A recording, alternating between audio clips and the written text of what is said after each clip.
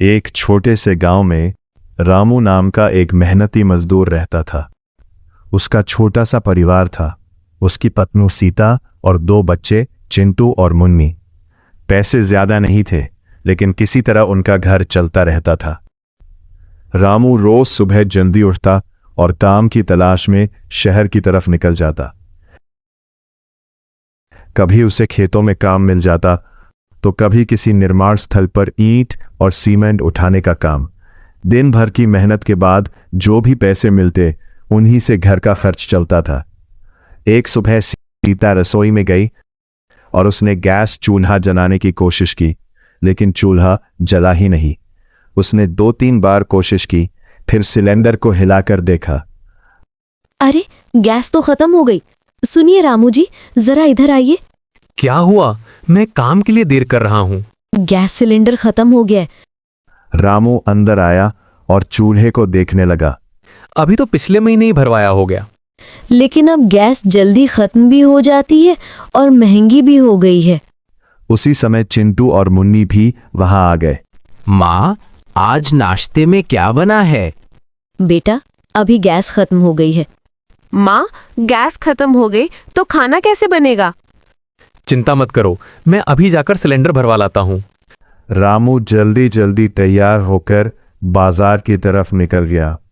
कुछ देर बाद वो गांव के बाजार में गैस की दुकान पर पहुंचा। लाला जी, एक गैस सिलेंडर भरवा देना। ठीक है, 1200 रुपए लगेंगे। रामू चौंक गया। क्या? 1200 रुपए? हाँ भाई, अब गैस के दाम बढ़ गए हैं। लेना है तो लो। रामू ने अपनी जेब टटोली। जेब में सिर्फ 500 रुपए थे। लाला जी, अभी मेरे पास पूरे पैसे नहीं हैं। क्या मैं बाद में दे सकता हूँ? दुकानदार ने सिर हिलाकर मना कर दिया। नहीं भाई, उधार में सिलेंडर नहीं मिलेगा। रामू उदास होकर घर वापस आ गया। घर पहुंचते ही सीता ने पूछा, सिलेंडर ले आए? रामू चुप रहा। क्या हुआ? सिलेंडर के 1200 रुपए मांग रहे हैं। सीता हैरान रह गई। इतने पैसे? हमारे पास तो अभी आधे भी नहीं है। पापा, मुझे बहुत भूख लगी है। माँ, खाना कब बनेगा? लगता है हमें फिर से लकड़ी के चूल्हे पर खाना बनाना पड़ेगा। उस दिन सीता जंगल से लकड़ियां लेकर आई और आंगन में पुराना चूल्हा जलाया। कुछ ही देर में पूरा घर धुएं से भर गया। मुन्नी खांसने लगी। माँ, धुआं आंखों में लग रहा है।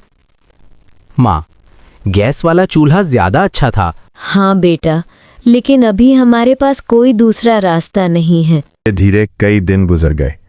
घर में रोज लकड़ी के चूल्हे पर खाना बनने लगा, लेकिन धुएं की वजह से मुन्नी को खांसी होने लगी।